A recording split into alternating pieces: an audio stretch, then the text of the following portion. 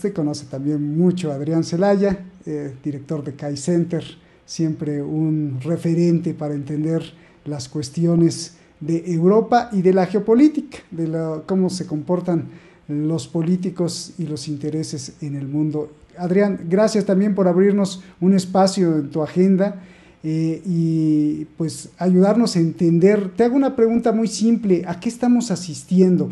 Y en este funeral de la reina, por un lado vemos un derroche interminable de recursos, tanto en la seguridad como en los lujos. Por otro lado vemos a un pueblo pues molesto, incluso ha habido ya momentos en donde se le han acercado al ya rey Carlos III a decirle: oiga, no tenemos dinero y ustedes derrochan todo esto. ¿A qué asistimos desde tu perspectiva, desde tu análisis? ¿Qué es lo que estamos viendo en este funeral fastuoso, majestuoso? Adelante, Adrián. Bueno, quizás esto que comentas lo podemos definir con la palabra contraste, ¿no? El momento en el que se ha producido esta muerte y estos festejos es un momento en el que Europa, la Unión Europea y también el Reino Unido, digamos, están a punto de estallar, ¿no? Están a punto de estallar social y económicamente, ¿no? Y claro, en ese contexto, pues el hecho de que se produzca una no solo una muerte, sino unos festejos de este tipo y la forma en que reacciona el conjunto de la clase dirigente, de la clase política europea, yo creo que es muy revelador, porque si algo se está viendo en Europa durante estos meses es precisamente esto. Es decir, es que la extraordinaria sorpresa que estamos teniendo todos los europeos frente a una clase política que realmente no sabemos a quién obedece y no sabemos realmente para quién trabaja, ¿no? Es decir, hay una serie de dudas que siempre han existido sobre la mesa, sobre si hay un sometimiento de Europa a Estados Unidos, un sometimiento a las élites financieras y tal. Estos meses se está evidenciando de una forma tan clara y con una radicalidad que yo creo que está dejando a los ciudadanos europeos, ahora ya sí, de forma masiva y mayoritaria, totalmente perplejos. Y claro, las consecuencias de esto, pues muy posiblemente van a estallar a muy corto plazo. Vámonos a los signos financieros, Adrián, y a los signos o al termómetro que nos puede dar una hoja de ruta para saber qué nos podría pasar a todos los ciudadanos del mundo. En este funeral hay muchos, pero me llama la atención que primero el Reino Unido, pues es bien sabido que, y tú nos los puedes explicar, qué va a pasar con esta telaraña de corrupción, lavado de dinero, como le quieras llamar, paraíso fiscal que ha tejido los británicos alrededor del mundo. ¿Cambia? ¿No se mueve? Está también en decadencia el imperio, pero también en decadencia el imperio de los paraísos fiscales y de toda esta red de dinero que se mueve a lo largo del planeta. La primera pregunta. Y la segunda es, qué ironía, qué hipocresía, pero sin duda es un símbolo muy importante haber invitado al príncipe bin Salman, el príncipe heredero o el príncipe rey de facto en Arabia Saudí, acusado por el mismo Londres de ser o de encabezar asesinatos no solo selectivos sino como de terrorismo. Esto es un símbolo tremendo, ¿no?, que nos puede indicar para dónde va. Adelante, Adrián. Sí, vamos a ver. Efectivamente, el papel de Inglaterra, del Reino Unido, en el conjunto de Occidente y en el mundo desde la Revolución Industrial ha sido muy, muy relevante, evidentemente. No solo porque la propia Revolución Industrial, el capitalismo en sí mismo, de alguna forma, el capitalismo industrial, se origina allí precisamente, ¿no? Allí es también donde se hace fuerte lo que finalmente ha sido la oligarquía financiera que ha venido controlando Occidente y a través de Occidente el mundo. lo que ha sido, lo que fue el Imperio Británico, lleva desde luego mucho tiempo en decadencia como tal imperio, pero no nos olvidemos que al final las élites que estaban detrás del imperio, de ese imperio británico, han continuado utilizando ya no solo el Reino Unido, sino también en buena parte Estados Unidos, para mantener su influencia a través del conjunto del mundo. Lo que se hacían durante el siglo XIX a través de la conquista, pues lo han hecho a lo largo del siglo XX a través de las inversiones financieras, a través de unos servicios de inteligencia británicos también tremendamente activos en todo el mundo y a través de una interrelación con una élite financiera cada vez más internacional que tampoco está excesivamente preocupada por lo que pase o deje de pasar por el Reino Unido. El Reino Unido es para ellos también un instrumento para ejercer su poder en el conjunto del mundo, ¿no?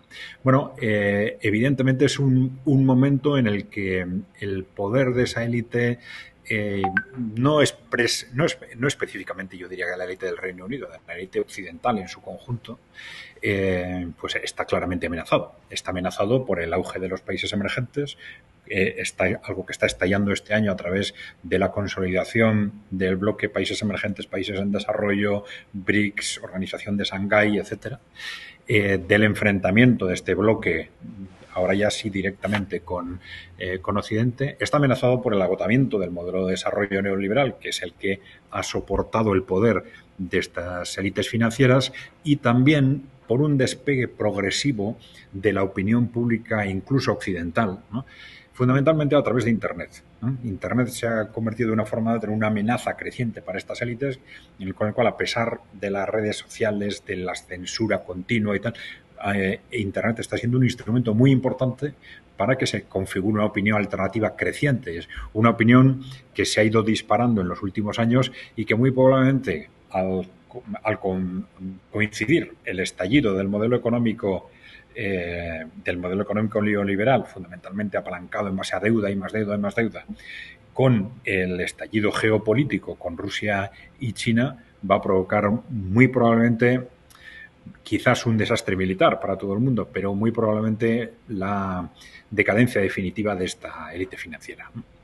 Bien. Con respecto a... Me hacías una segunda pregunta en concreto sobre la invitación a Bin Salman. Bueno, vamos a ver. Claro, en este tipo de actos las relaciones internacionales son clave, muy por encima de los derechos humanos, etcétera, ¿no? Entonces vimos cómo ha habido gestos negativos en los que, si no me equivoco, a la capilla ardiente de la reina no se dejó entrar a una delegación china, por ejemplo. Sin embargo, como dices, se invita a Bin Salman. Bueno, esto evidentemente tiene una explicación en el actual momento de estallido geopolítico, ¿no? Es decir, hay sectores o países que claramente se están definiendo ya como enemigos para esta élite británica en este caso, y China es claramente uno de ellos, China y Rusia clarísimamente. Y el caso de Arabia Saudí es un país que se ha situado en un contexto intermedio, un tradicional aliado esencial de Occidente para mantener su poder en el ámbito de las materias primas, de los hidrocarburos y para mantener incluso el sistema del petrodólar. De pronto en los últimos años ha empezado a mirar, a darse cuenta cómo el mundo está cambiando muy rápidamente y que quizás tiene que empezar a tender alianzas con el bloque emergente, con Rusia, China, ¿no? Y esto ha sido un factor extraordinariamente peligroso está siendo extraordinariamente peligroso para estas élites occidentales. Entonces, no es extraño que a todos estos países que pueden estar en una situación dudosa con respecto al alineamiento en un bloque o en otro, se les está aplicando una política, digamos, de palo y zanahoria, ¿eh? Por un lado, te invito a que vengas, pero por otro lado, si haces algo que yo no quiero que hagas, pues te voy a castigar, ¿no? Esa dinámica es continua y las tensiones están siendo constantes con todos estos países que están en una situación intermedia o sobre los cuales se piensan que pueden influirse para que se apunten a cualquiera de los dos bloques, ¿no? No hay más que ver, por ejemplo, lo que ha pasado en Pakistán, etcétera, ¿no? Te preguntaba, bueno, el príncipe Carlos, en la época de príncipe, bueno, pues ha estado implicado en muchos casos de corrupción. De hecho, por pues falta de estrategia se le escaparon muchos datos ahí y bueno, nos enteramos a lo largo de la historia de todos los tejes y manejes. Ahora es rey, la reina nunca le soltó la corona y ahora pues se la soltó ya estando en la tumba.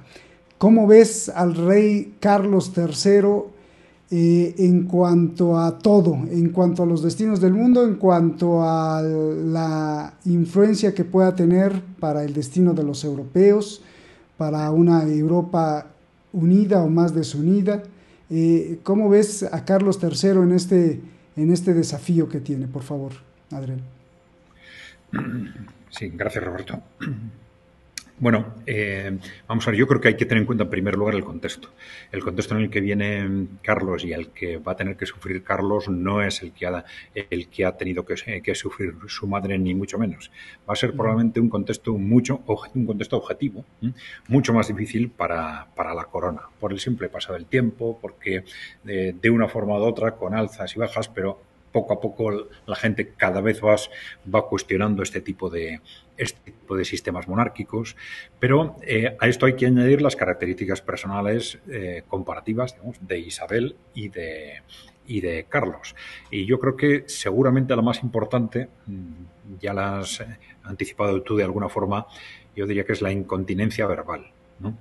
Repetidamente se está haciendo alusión a que en los medios de comunicación masivos, que no están haciendo más que alabanzas de la reina Isabel, etcétera, aquí era una reina, digamos, que no hacía nada, prácticamente. Es decir, que supo mantenerse al margen de todo. Esto es absolutamente falso.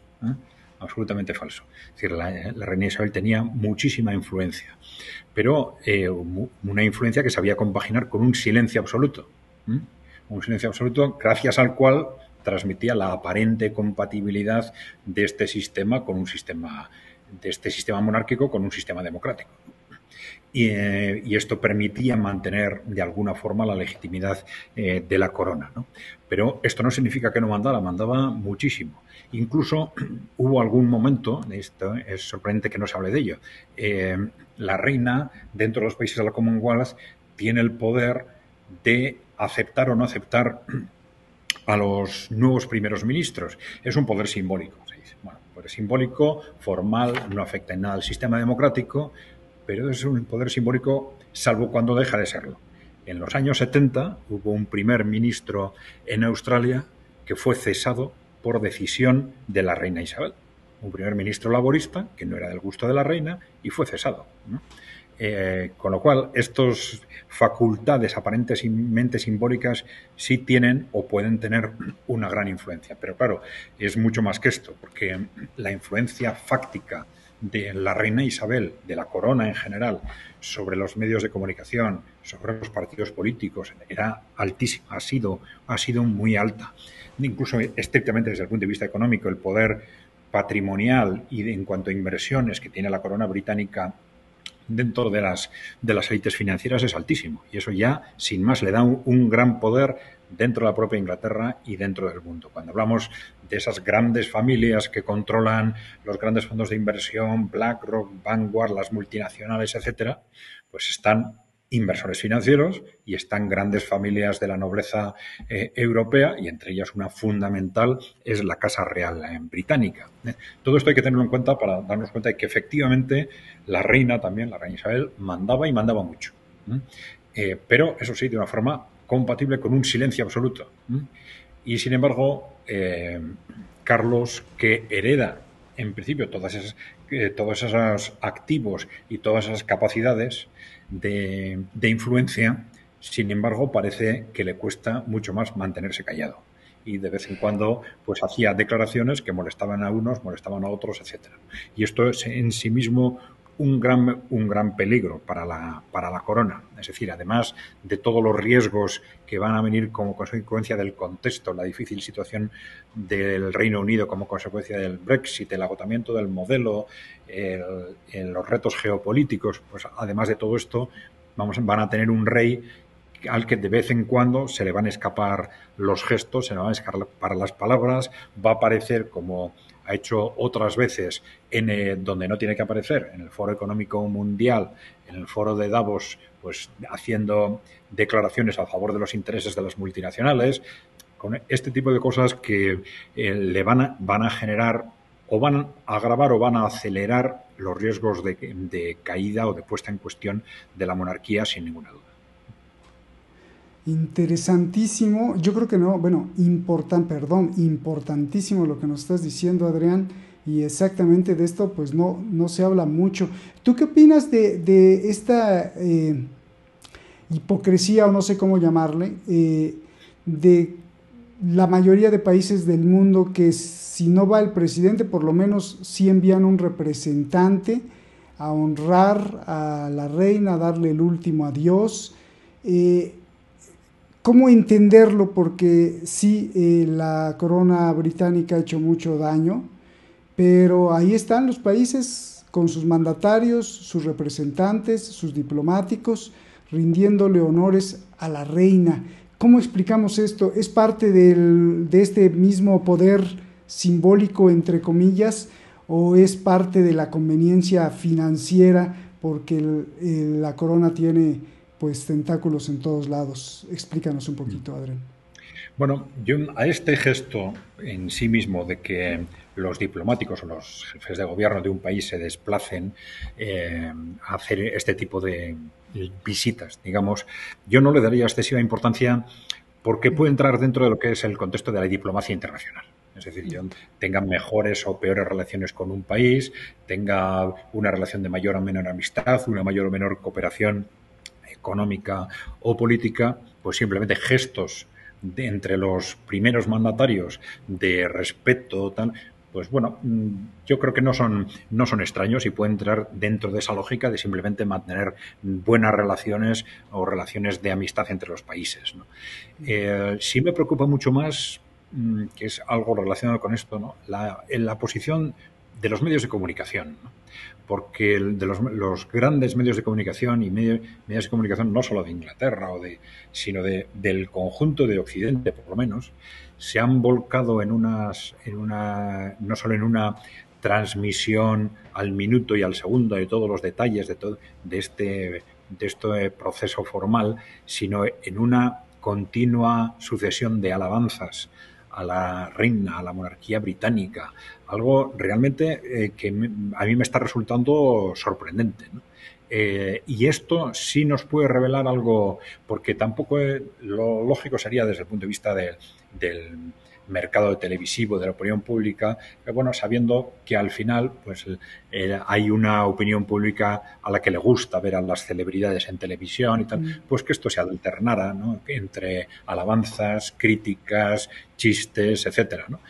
Pero no, hay una, en general, ¿no? Con excepciones, pero hay una actitud de sometimiento a lo que representa la corona, a lo que representaba la persona de Isabel, etcétera, que me resulta realmente sorprendente y que puede indicar algo de lo que estábamos comentando antes, de que en definitiva pues la reina Isabel no solo era la reina de Inglaterra, sino que dentro de lo que era la comunidad de intereses económicos y políticos internacionales era mucho más, ¿no? Algo a lo que de una forma u otra las grandes élites le deben un respeto muy por encima de lo que aparentemente pensábamos.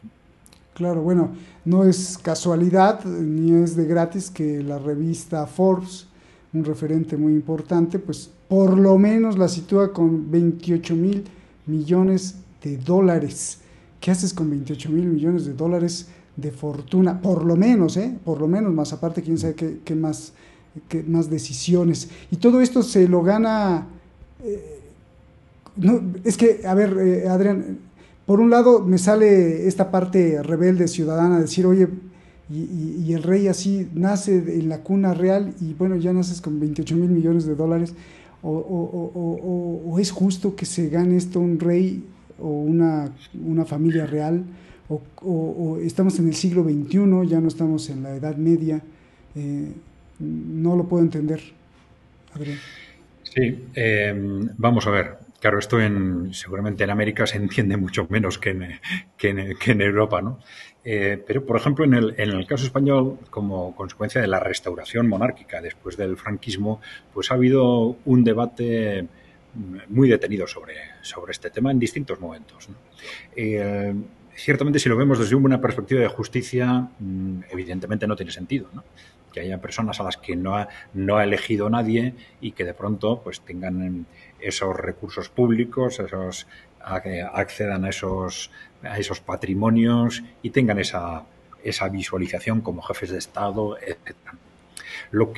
La justificación de esta, digamos, injusticia es, por un lado, el sentimiento o el planteamiento, digamos, de que no molesta. Es decir, de que a pesar de que le llamemos monarquía, en realidad no es monarquía porque, bueno, es una figura decorativa que no tiene los poderes que tenían los que eran realmente monarcas, que no sus funciones no interfieren en absoluto en un respeto al 100% a la realidad democrática del Estado, etcétera. Y por otro lado, se dice, bueno, sin embargo, el que exista un monarca representando a la nación, pues de alguna forma sirve de aglutinante, pues de la unidad nacional, digamos, de la solidaridad y el sentimiento comunitario, etcétera, ¿no? Este es un poco decir, bueno, más o menos el argumento es, bueno, es una pequeña injusticia, pero que se justifica pues porque es una institución útil, vamos a decir, útil y que no molesta al sistema democrático. Claro, sin embargo, en la práctica estamos viendo que todo esto es bastante cuestionable, ¿no? Bastante cuestionable porque prácticamente en todas las monarquías está habiendo problemas de corrupción gravísimos, ¿no? En todas las monarquías europeas, muchas de ellas tienen funciones que van mucho más allá de lo que aparentan. Las que menos intervienen de vez en cuando en el ámbito político, en momentos clave desde el punto de vista de la gestión política del país. Y bueno, claro, casos como la corona británica serían, digamos, casi extremos desde el punto de vista de su papel real como un poder fáctico con un peso realmente impresionante, no solo en el propio Reino Unido, sino diría en Occidente y en el conjunto del mundo. Otras coronas, digamos, han destacado más por también la del Reino Unido, ¿no? Han destacado más por haber incurrido en problemas de corrupción gravísimos, ¿no? También la del Reino Unido, por supuesto. Pero yo creo que más grave que esos problemas de corrupción es esta realidad de un poder fáctico no elegido que en buena parte tiene como finalidad evitar que el poder elegido vaya más allá de donde se quiere que vaya. Pues muy bien, te agradezco mucho, Adrián, gracias por todo lo que nos dijiste, esto que te preocupa mucho de que los medios están ya no manejándolo como prensa rosa, sino que es en serio, de estar alabando a la reina, y esta denuncia que haces es de alerta, da miedo. Te agradezco mucho, Adrián, de verdad, gracias por todas tus referencias y todas tus investigaciones, todos tus datos, y por ser un gran referente de este programa y de muchas personas que te siguen y de también muchos intelectuales que te siguen. Gracias, un abrazo, Adrián, un abrazo grande. Muy bien, Roberto, gracias a vosotros, un saludo. Quiero pedirle, como todos los canales lo hacen y que gracias a eso podemos existir y llevar la información, que haga algo muy sencillo. Solo píquele ahí y suscríbase, toque la campanita, para que este espacio de libertad continúe. De lo contrario, los que nos quieren manipular seguirán avanzando. ¡Saludos!